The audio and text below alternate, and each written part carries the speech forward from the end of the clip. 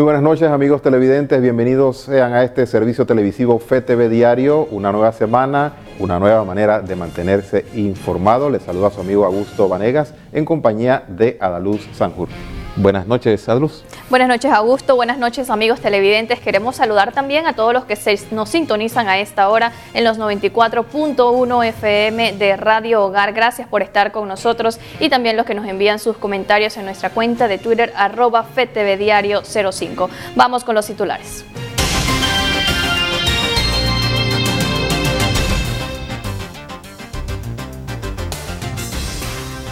Laurentino Cortizo se convierte en el nuevo presidente de Panamá con el 33% de los votos. Varios diputados no logran reelegirse. Campaña no a la reelección surge efectos. Rómulo Rux acepta su derrota y reconoce a Laurentino Cortizo como ganador de las elecciones.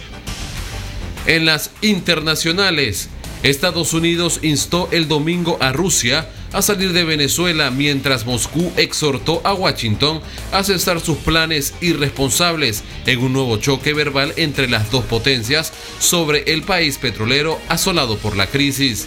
Y el Papa Francisco emprende su cuarto viaje apostólico durante este año a Bulgaria y Macedonia del Norte. En los deportes, selección sub-17 de Panamá empata ante Curazao en premundial de esta categoría. Estas y otras informaciones a continuación. A continuación, amigos televidentes, vamos a ver un resumen de las elecciones generales de ayer domingo 5 de mayo. De mayo pueden considerarse como las más reñidas de la época democrática desde que fue derrocada la dictadura militar de Manuel Antonio Noriega. Cerca de 2 millones de electores salieron a las urnas para escoger a su nuevo gobernante. Los candidatos recorrieron desde muy temprano los centros de votación. Una diferencia de unos 40.000 votos separó al candidato Nito Cortizo de Rómulo Rux. Fue una lucha por el triunfo entre los partidos de oposición. Nuestro amor por Panamá es superior, muy superior a cualquier diferencia, a cualquier ofensa recibida. La campaña terminó, hoy empieza una nueva etapa. Sin embargo, el candidato Rux no se sintió conforme con el resultado y anunció posibles impugnaciones, por lo que solicitó una revisión de las actas. Lo que no voy a hacer es caer en el juego de porque se hace una llamada extraoficial, nosotros vamos a admitir un resultado que ahora mismo está en duda. El 86 es uno de los lugares en donde nosotros hemos detectado que pueden haber irregularidades. Lo único que yo estoy planteando con una diferencia según el TER de solamente 30.000 votos, que esperemos a que se haga el conteo físico antes de estar pronunciándose, porque hay irregularidades y hay impugnaciones. La novedad de estas elecciones fue la participación de la fuerza independiente Ricardo Lombana, el cual logró 367.000 votos, es decir, un 19% de los votos escrutados. Pero así como la fuerza independiente sorprendió a muchos con la cantidad de votos alcanzados por Ricardo Lombana y la curul de al menos 4 candidatos de libre postulación para diputados, la frágil participación del Partido Panameñista y su alianza con el Partido Popular también sorprendió a otros. En horas de la tarde de este lunes 6 de mayo, Rómulo Rux y su compañero de fórmula Luis Casís reconocieron en conferencia de prensa el triunfo de Nito Cortizo. Jennifer Sanjur Padilla, FETV Diario. Y Laurentino Cortizo se convirtió este domingo 5 de mayo en el nuevo presidente de la República en medio de una reñida contienda.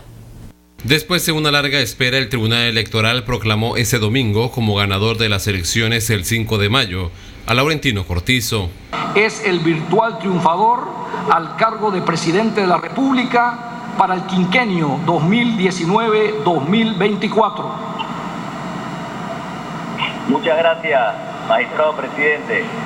Muchas gracias. Con humildad recibo el anuncio, un anuncio que es importante para el país, un anuncio de gran responsabilidad Cortizo esperó la llamada de la victoria en su sede ubicada en el Hotel El Panamá, quien después de comunicarse con el magistrado presidente del tribunal, dio un discurso al país en la madrugada de este lunes. Gracias a Dios, hoy Panamá decidió su futuro. Unimos fuerzas, hoy ganó Panamá.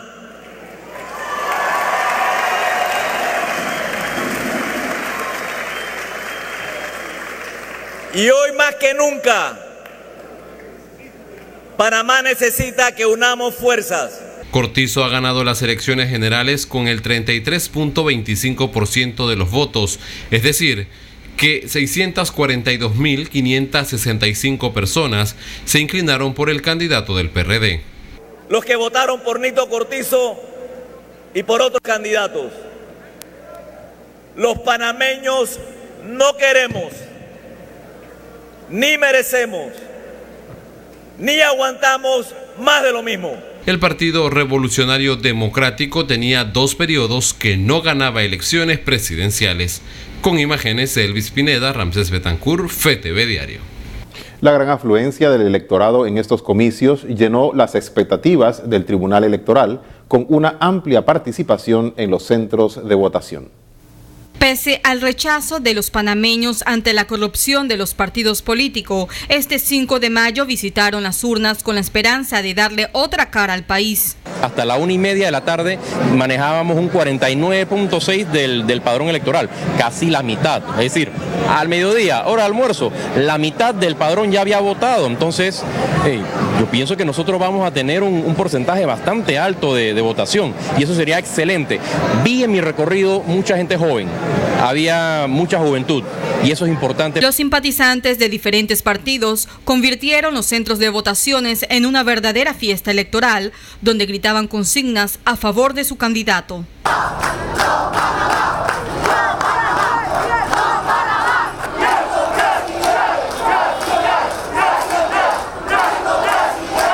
En el sector este de la capital, la participación también fue concurrida. Hay una participación bien alta, yo creo que vamos a romper el récord, yo creo que hay un 80% de participación en el área este. Estamos viendo mucha presencia en los centros de votación, la gente concurriendo a votar. El informe que tenemos del interior de la República es muy positivo. Jennifer Sanjur Padilla, FETV Diario.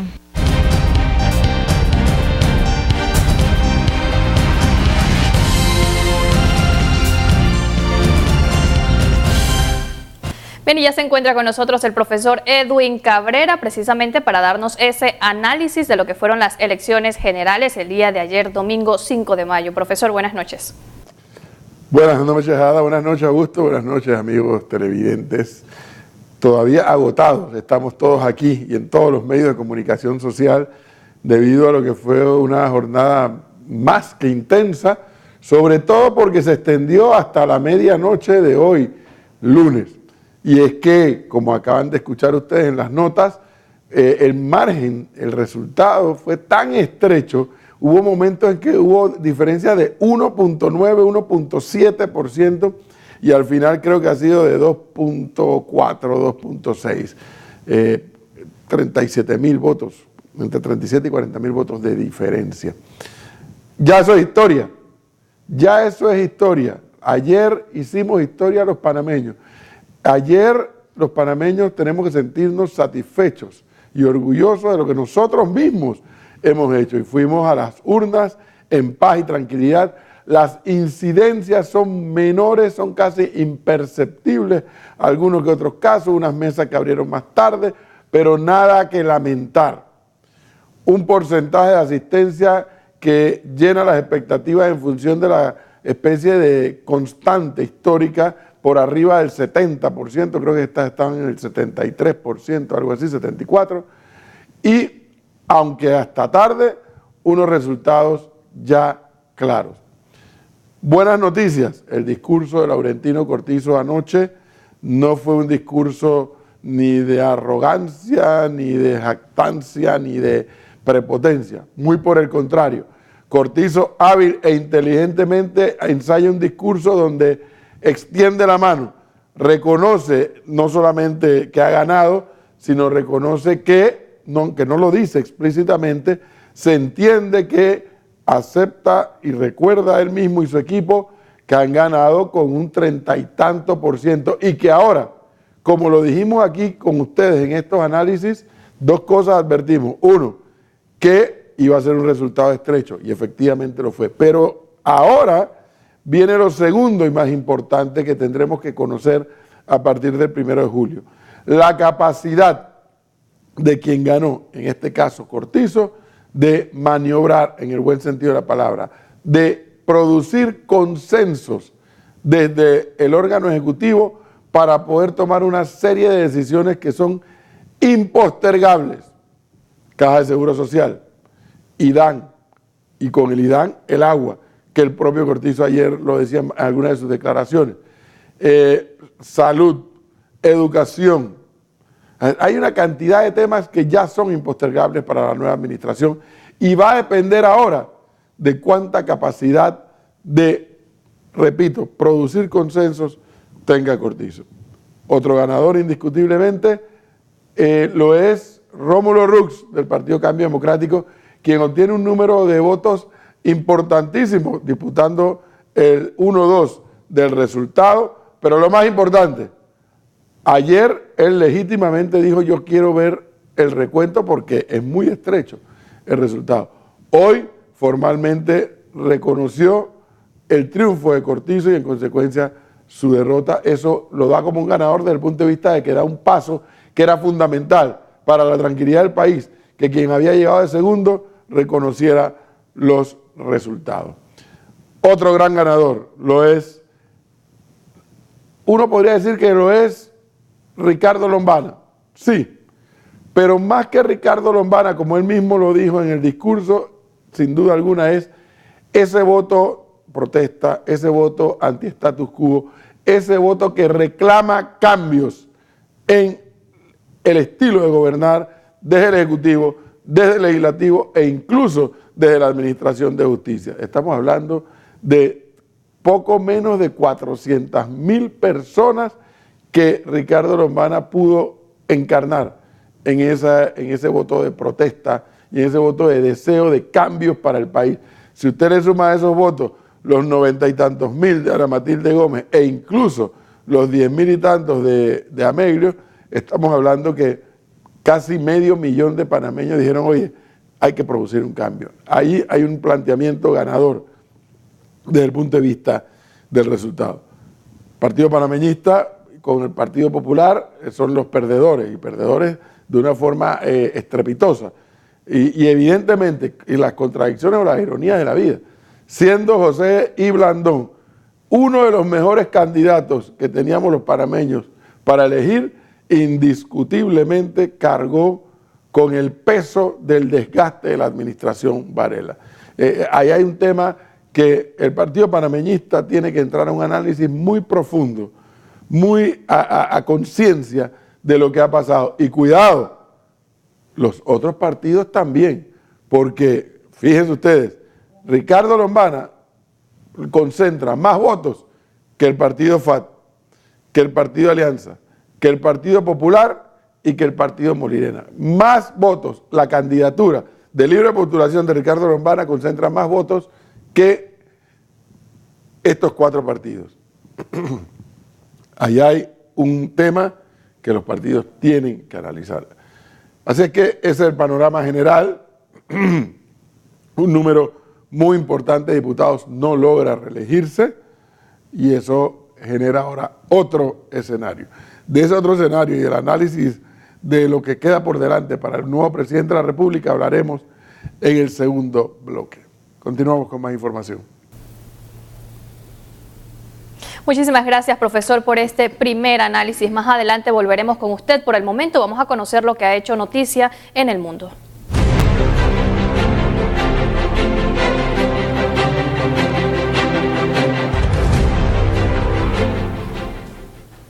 El aterrizaje de emergencia de un avión en llamas que acababa de despegar del aeropuerto moscovita de Sheremetyevo dejó el domingo al menos 41 personas muertas.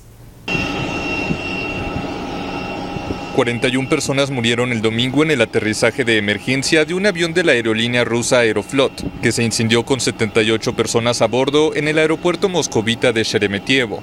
Tras un balance que daba cuenta de 13 fallecidos, las autoridades detallaron que según la información más actualizada, solo 37 personas sobrevivieron. El avión Sukhoi modelo Superjet 100 había despegado del mismo aeropuerto con destino a Murmansk en el extremo norte de Rusia. Sin embargo, a los pocos minutos declaró una emergencia e intentó un primer aterrizaje forzoso, pero en el segundo golpeó el piso con el fuselaje.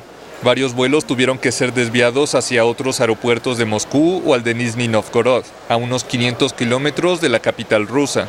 Las primeras fuentes señalaron que el incendio se declaró a bordo, pero en un video publicado horas después del accidente se ve cómo el aparato toca la pista y rebota antes de encenderse en llamas. La agencia Interfax citó a una fuente anónima que dijo que la aeronave había aterrizado con sus tanques llenos de combustible, porque se perdió el contacto por radio con los controladores de tránsito aéreo, y era peligroso realizar una maniobra para vaciar los tanques sobrevolando Moscú. Los palestinos anuncian un alto al fuego para poner el fin a la violencia con Israel. Líderes palestinos anunciaron el lunes que alcanzaron un alto el fuego en la Franja de Gaza. Luego de 2 días de tensión en los que murieron 25 palestinos y 4 personas del lado israelí, los disparos de cohetes palestinos y los ataques israelíes en represalia cesaron antes del amanecer. La escalada comenzó con la agresión de los ocupantes contra la resistencia y los manifestantes. La resistencia respondió de manera fuerte, audaz y unida. Los mediadores intervinieron desde Egipto, Qatar y la ONU para calmar la situación. La posición de la vanguardia de Hamás era clara y precisa. La ocupación debe cumplir con la implementación de los acuerdos alcanzados con las facciones. No hubo ninguna confirmación de la tregua del lado israelí, que normalmente evita corroborar este tipo de acuerdos. Desde el sábado, cientos de cohetes disparados por Hamás y la Yihad Islámica cayeron sobre Israel, que respondió con cientos de ataques contra objetivos y combatientes de esos dos grupos, provocando la peor escena de violencia desde la guerra de 2014. Luego de ese conflicto armado, la Franja de Gaza ha sido escenario de repetidas escaladas de tensión, ante la ausencia de un reconocimiento de Israel por Hamás y de cualquier atisbo de solución al conflicto israelo-palestino. Israel y Hamás han librado 3 guerras desde 2008. El expresidente regional catalán Carles Puigdemont, afincado en Bélgica, podrá presentarse por una lista española a las elecciones europeas del 26 de mayo. El expresidente catalán Carles Puigdemont podrá presentarse por una lista española a las elecciones europeas del 26 de mayo, pese a estar imputado en el país. El líder independentista está exiliado en Bélgica desde 2017 tras un intento de secesión de Cataluña. Un tribunal de Madrid revocó el lunes una decisión de la Junta Electoral, que había objetado su postulación y la de otros 2 integrantes de su gobierno regional, que también salieron de su país tras el intento fallido de independencia. Sobre los 3 pesa una orden de detención en España por el papel que jugaron en este intento, que es objeto de un importante juicio en Madrid, en el que son juzgados 12 exdirigentes catalanes. Pero el tribunal español, a instancias de los abogados de los separatistas, estimó el domingo que tenían derecho a presentarse, ya que no habían sido condenados a una pena de inelegibilidad, y solicitó a un tribunal de lo administrativo que resolviera la cuestión. Finalmente, el juzgado de lo contencioso administrativo número 9 de Madrid desestimó el lunes la decisión de la Junta Electoral. De todas formas, si el catalán resulta elegido, difícilmente pueda ocupar su escaño, ya que debe recibir el mandato formalmente en territorio español, donde podría ser detenido.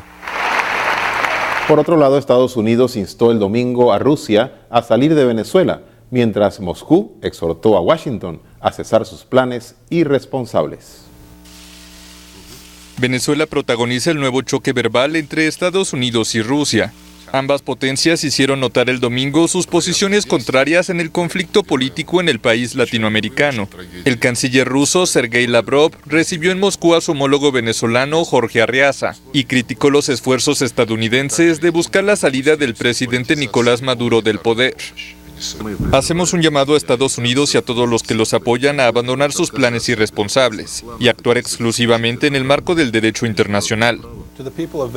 Por su parte, el jefe de la diplomacia estadounidense Mike Pompeo dijo el domingo a la cadena ABC que el objetivo de Washington es claro, que los iraníes, los rusos y los cubanos se vayan de Venezuela. Estados Unidos encabeza la lista de unos 50 países que reconocen al opositor Juan Guaidó como presidente interino de Venezuela, por considerar que el gobierno de Maduro es resultado de elecciones fraudulentas. Pero el presidente recibió el respaldo del alto mando de las Fuerzas Armadas. La Asamblea Constituyente de Venezuela, leal a Maduro y que rige el país con poderes absolutos, anunció que se prepara para allanar la inmunidad parlamentaria a diputados opositores que apoyaron la revuelta. El fallido levantamiento desencadenó 2 días de violentos enfrentamientos entre fuerzas de seguridad y manifestantes, que dejaron 4 muertos, docenas de heridos y 150 personas arrestadas.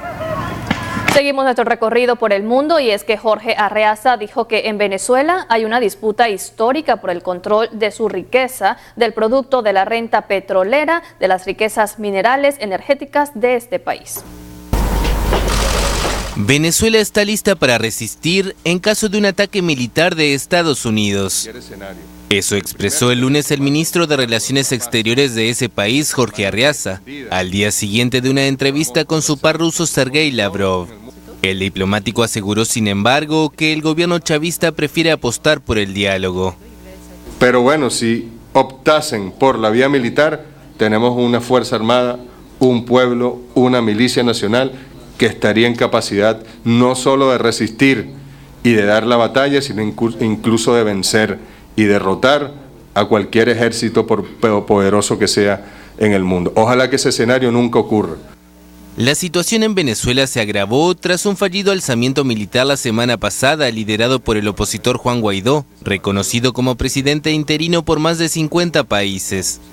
Las autoridades estadounidenses lanzaron la semana pasada una campaña para aumentar la presión contra el presidente venezolano Nicolás Maduro. El secretario de Estado Mike Pompeo afirmó que el presidente Donald Trump estaba dispuesto, si era necesario, a hacer intervenir el ejército en Venezuela. Bien, amigos televidentes, siendo las 8:24 minutos de la noche, vamos a realizar nuestra primera pausa comercial. Al volver tendremos la actividad del Santo Padre y de la Santa Sede. No le cambie, ya volvemos.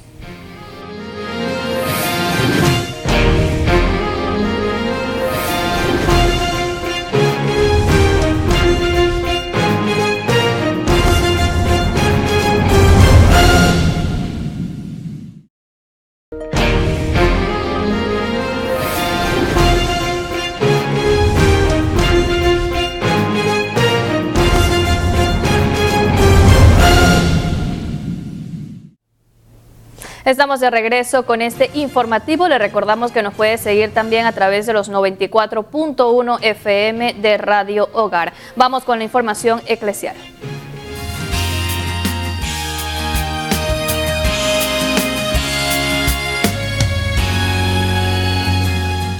El Papa Francisco emprendió ayer su cuarto viaje apostólico en este 2019 a Bulgaria y Macedonia del Norte, centrando y pidiendo la intercesión de Santa Teresa de Calcuta, hija de estas tierras.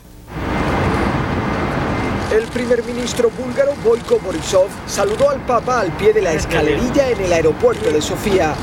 Luego 4 niños vestidos con trajes tradicionales le regalaron ramos de flores para darle la bienvenida. Allí en el aeropuerto, en uno de los salones, el Papa mantuvo su primer encuentro oficial con el primer ministro. La ceremonia oficial de bienvenida fue algunos minutos después en el Palacio Presidencial, donde fue recibido con todos los honores militares.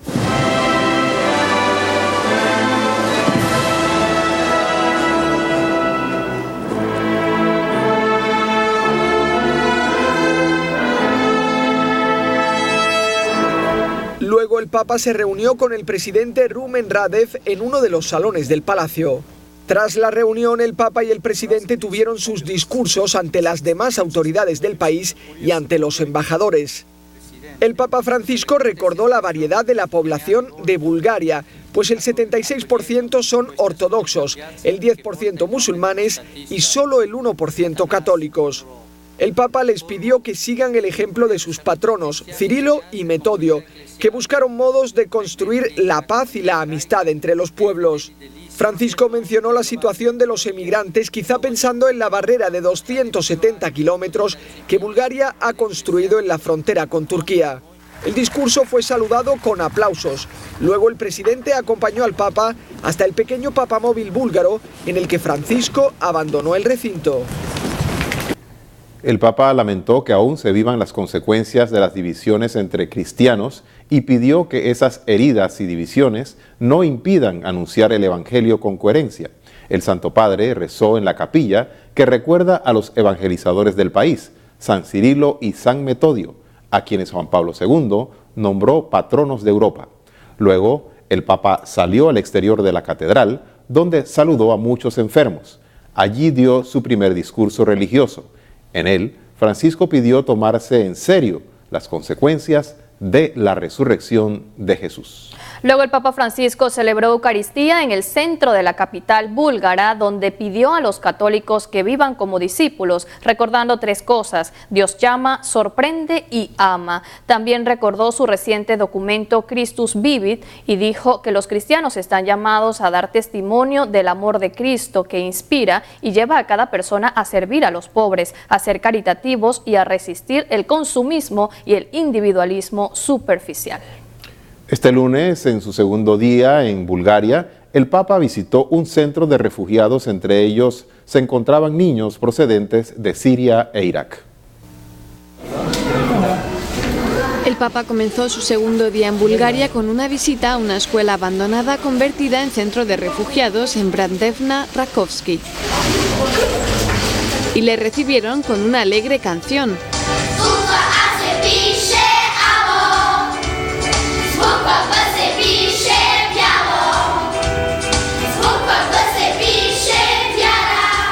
También hicieron al Papa un regalo muy especial. Cada uno entregó personalmente sus dibujos.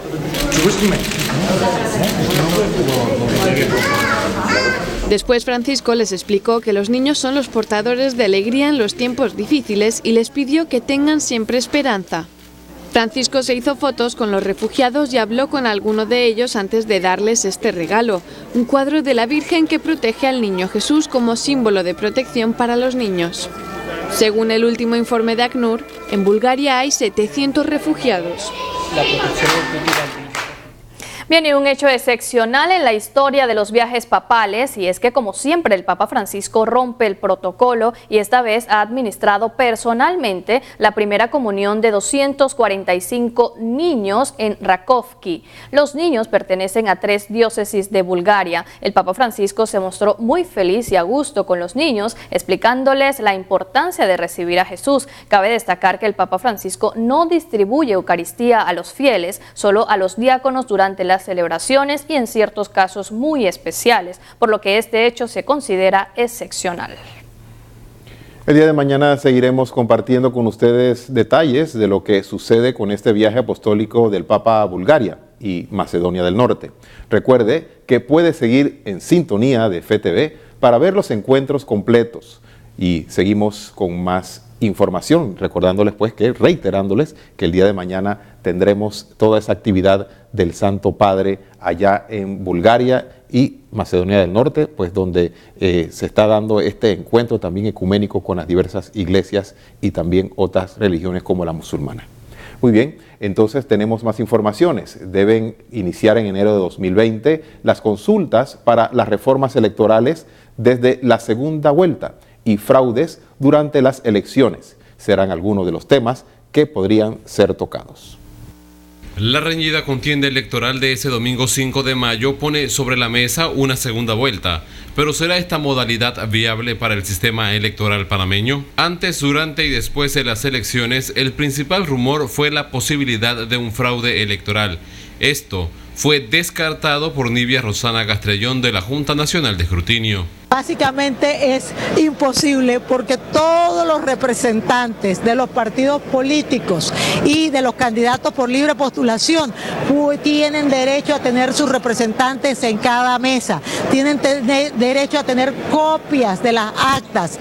Inclusive, si por alguna razón se destruyera un acta o no tuviéramos nosotros la información, después de analizar si la del Tribunal Electoral existe, nosotros podemos utilizar las copias autenticadas de los partidos políticos o de los candidatos por libre postulación. Durante el torneo electoral de este domingo hubo una gran participación de los jóvenes y hubo quienes asistieron hasta el centro de convenciones Atlapa para conocer el sistema de voto electrónico. Bueno, como en las elecciones anteriores del 14, en esta ocasión también se establecieron 10 mesas para ejercer el voto de manera electrónica. Es un sistema seguro, funciona en muchos países democráticos, Estados Unidos, países sobre todo con poblaciones muy grandes, la India, Brasil, con padrones electorales de más de 100 millones de personas usan el voto electrónico, que es un sistema seguro y con doble seguridad, doble válvula de seguridad para la tranquilidad del elector. La persona ingresa al sistema en una mampara, ejerce su voto y se imprime su voto. Han sido 2 años de trabajo que en el día de hoy van a rendir frutos. La preparación, la docencia, las nuevas tecnologías, la nueva forma de hacer política, la veda electoral, los topes de campaña, todos estos nuevos elementos que hemos traído al proceso electoral panameño para enriquecerlo, hoy están pagando resultados y yo pienso que tenemos una fiesta electoral. El periodo de campaña electoral fue de 60 días en comparación con años anteriores, en donde el proceso era hasta de 2 años. Yo creo que la cumplieron bastante, se cumplieron bastante, por lo menos todo de lo que podían hacer y no hacer, lo que podían estar dentro del centro de votación, cómo podían estar, todas esas cosas se cumplieron perfectamente bien. Es importante mencionar que hubo durante este domingo 5 de mayo una participación por debajo de lo estipulado por el Tribunal Electoral. Con imágenes de Elvis Pineda, Ramsés Betancourt, FETV Diario. Bien, en la campaña No a la reelección surgió diversos efectos en varios circuitos y es que varios diputados no pasaron las elecciones de este 5 de mayo. Luego de los escándalos de corrupción dentro de la Asamblea Nacional y en la que se vieron envueltos varios diputados, surgió la campaña No a la reelección, campaña que al parecer dio frutos durante el proceso electoral de este 5 de mayo, ya que varios de los actuales diputados no pudieron conservar su curul y hay quienes se mantienen en la cuerda floja a la espera de los resultados extraoficiales del Tribunal Electoral. Entre los diputados que no han logrado la reelección están José Luis Varela, José Castillo, Catherine Levy, Jorge Alberto Rosas, Noriel Salerno, Manuel Cohen, Mariela Vega, Carlos Tito Afú. El pase de factura también fue para Néstor Guardia, Atenas Atanasiadis, Benicio Robinson, Javier Ortega, Alfredo Pérez y Pablo Vargas, Luis Barrías, José Muñoz, Vidal García y Chelita Delgado, esto por mencionar algunos de los diputados que han sufrido el voto castigo de los panameños. La Asamblea Nacional tendrá nuevos integrantes como Juan Diego Vázquez y Gabriel Silva, ambos candidatos por libre postulación y personas que han pasado por este órgano del Estado como Mayín Correa, Osman Gómez y Hernán Delgado. Cabe destacar que la Asamblea Nacional está conformada por 71 diputados y según los informes del Tribunal Electoral, el PRD estaría obteniendo la mayoría de las curules en este órgano del Estado con 29 diputados, pero la cifra podría aumentar ya que aún se mantienen realizando el conteo de los votos. Con imágenes de Elvis Pineda, Ramsés Betancourt, FETV Diario. La salida de la contienda electoral del expresidente Ricardo Martinelli para diputado y alcalde capitalino fue catalogada como parte de un plan del partido oficialista. Así lo dio a conocer Rómulo Rux, quien hasta ayer fue candidato a la presidencia de la República. Yo quiero que sepas que esa no candidatura, lo he dicho anteriormente y me lo dicen en la calle, que eso fue parte de un plan entre el gobierno actual, el presidente Varela, y el PRD y Cortizo, porque ellos querían sacar a Ricardo Martinelli de la alcaldía para repartírsela entre ellos y también querían tratar de afectar la campaña presidencial. Lo que no esperaron es que el pueblo panameño es muy sabio en las urnas y que el pueblo panameño no quiere que el futuro de por quién ellos pueden o no votar se ha decidido por influencias políticas. Yo creo que esa decisión les ha salido mal políticamente a los que están detrás de ese fallo, y créanme que hoy a las 7 de la noche nosotros vamos a recibir una llamada informándonos que lo bueno vuelve a Panamá a partir del 1 de julio. Bien, con esta información vamos a hacer una pausa. No le cambie, que al volver el profesor Edwin Cabrera preparado con el segundo análisis de la noche. Así es, y nuestro compañero Alejandro Rodríguez con las fascinantes notas deportivas. Ya volvemos.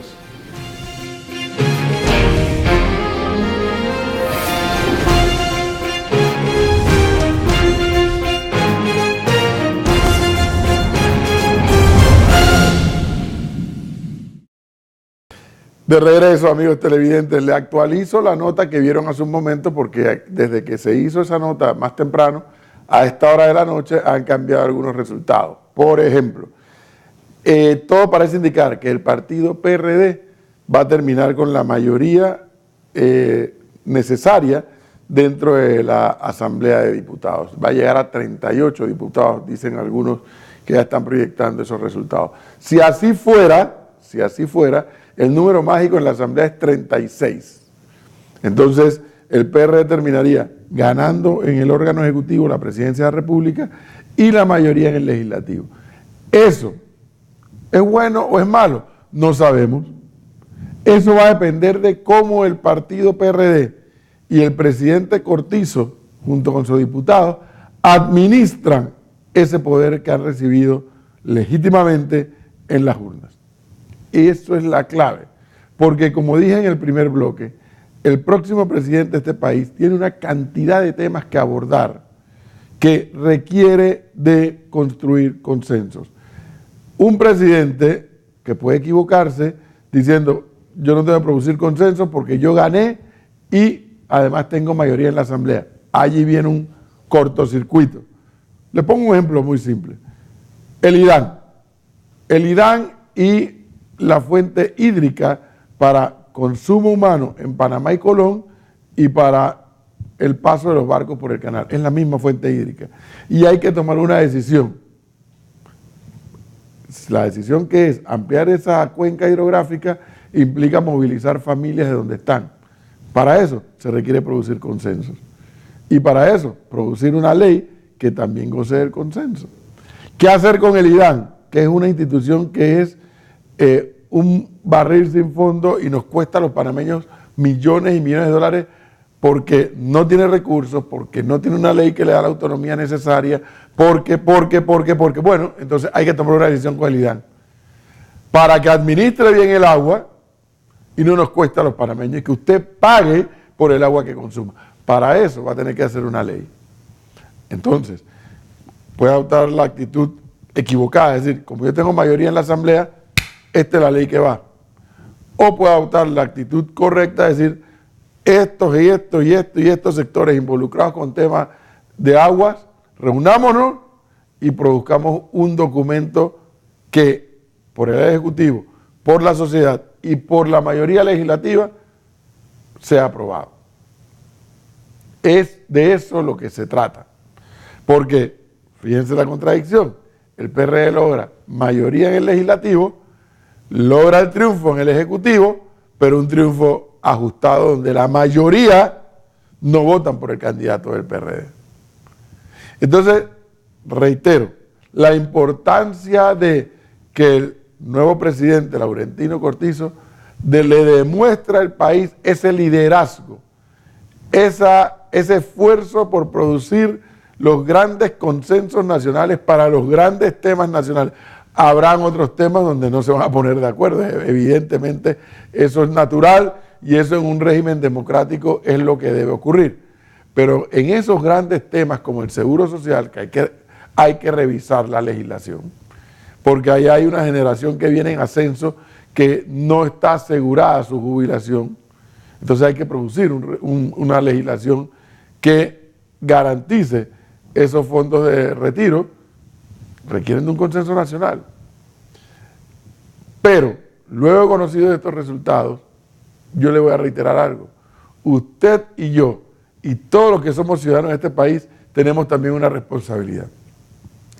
La responsabilidad no se agotó ayer con ir y depositar el voto en la urna y dice ya, yo cumplí y dentro de 5 años regreso. No. Con unos resultados como el que vimos ayer, con una realidad que el estilo de hacer política definitivamente ha cambiado en Panamá y va a seguir cambiando, el ciudadano tiene un papel muy importante que jugar desde el punto de vista de la fiscalización de lo que sus gobernantes hacen.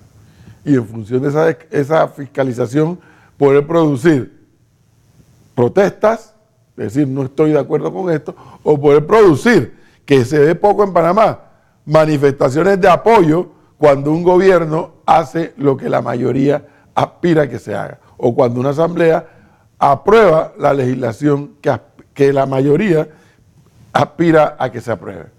Porque en Panamá somos muy dados solamente a escuchar la protesta, pero no somos dados a organizarnos para apoyar determinadas iniciativas, determinados proyectos. Yo sí creo, no tengo ninguna duda, de que hay un antes y un después de esta campaña electoral que finalizó ayer y en donde el ciudadano también se ha dado cuenta del poder que tiene cuando logra que en el tercer puesto lo ocupe un candidato de libre postulación con 360 y tantos mil votos, que eso es un mensaje demasiado claro para la clase política de este país. Pero bueno, esto apenas está por comenzar. Continuamos con más información.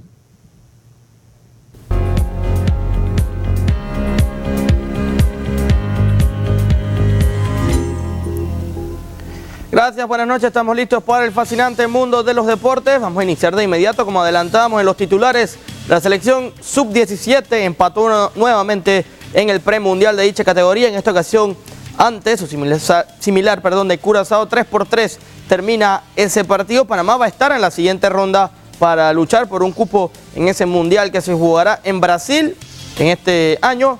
Pero bueno, 3-3 el empate para Panamá. No se han dado las cosas como ellos lo esperaban. Vamos a escuchar reacciones luego del empate de nuestra selección nacional.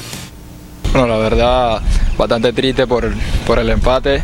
Las cosas no se nos dieron como quisimos.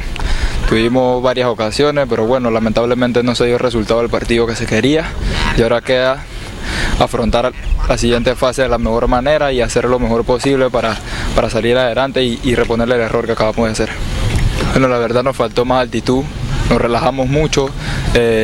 Siento que pudimos dar más de nosotros, cada jugador pudo hacer mejores cosas, pero bueno, no fue el día de nosotros, hicimos las cosas como se pudieron, sacamos un empate, no era lo que se quería la victoria, pero bueno, a afrontar la siguiente ronda. Bueno, la verdad vamos a tratar de hacer todo lo posible para hacer las cosas bien, no cometer tantos errores como lo hemos venido cometiendo en esta ronda. Ahora toca afrontar las cosas duras, sabemos que el rival que nos toque no va a ser fácil y hay que darlo todo y sudar la camiseta y darle la mejor de las vibras al equipo y a toda la gente que nos está apoyando. Este partido se jugaba hoy en horas de la mañana. Luego en horas de la tarde, los otros dos rivales del grupo de Panamá, Costa Rica no tuvo piedad de Surinam 6-0.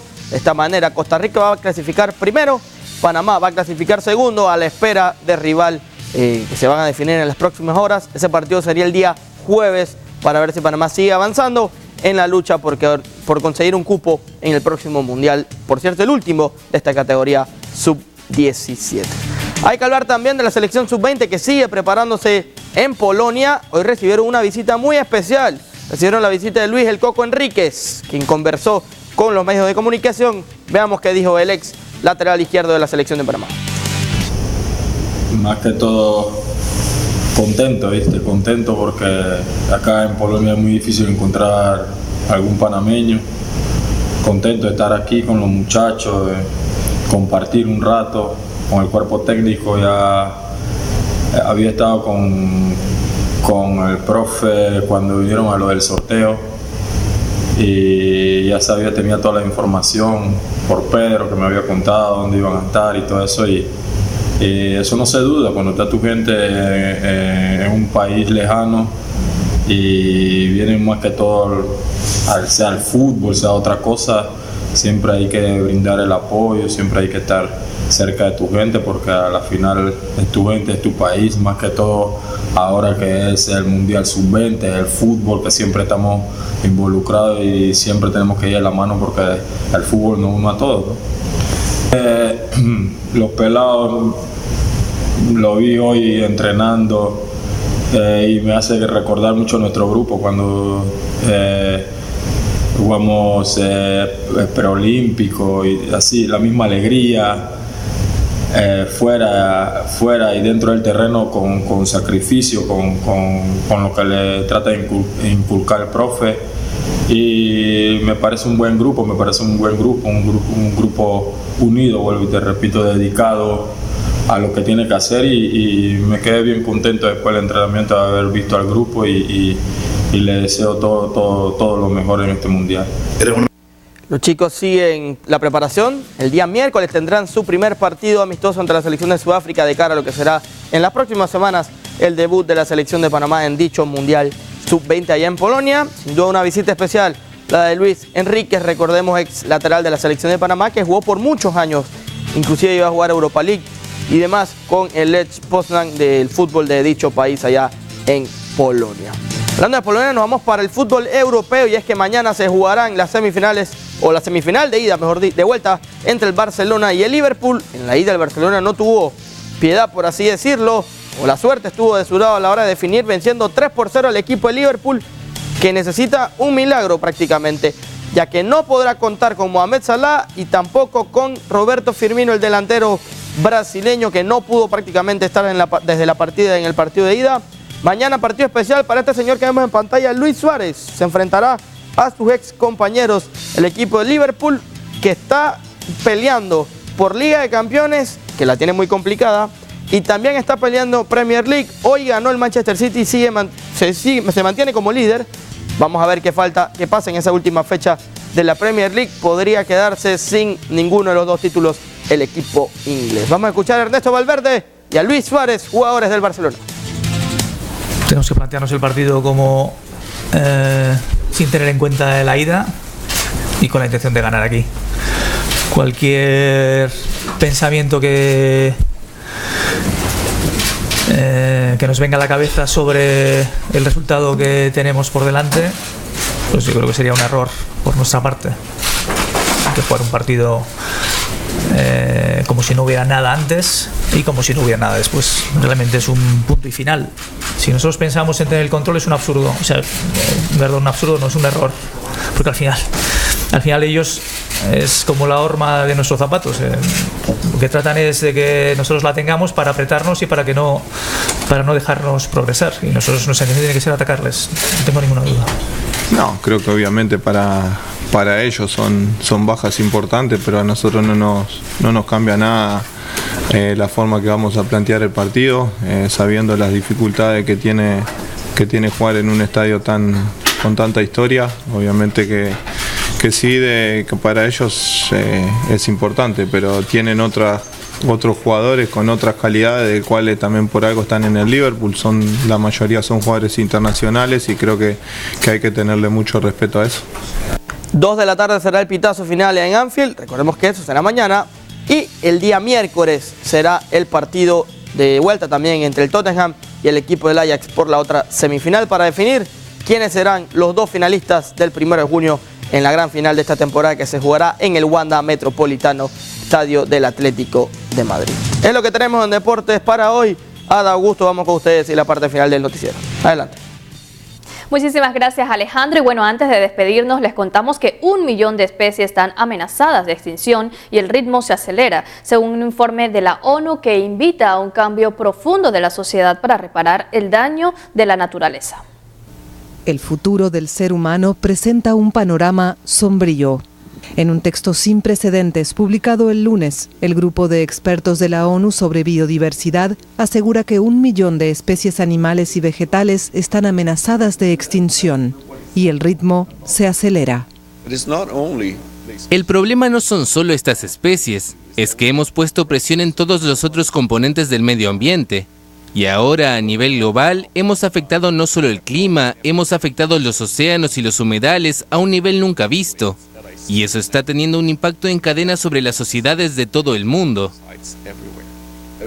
El informe, en el que trabajaron 450 expertos, identifica a los principales responsables: la deforestación, la agricultura intensiva, la sobrepesca, la urbanización galopante, las minas y las especies invasivas.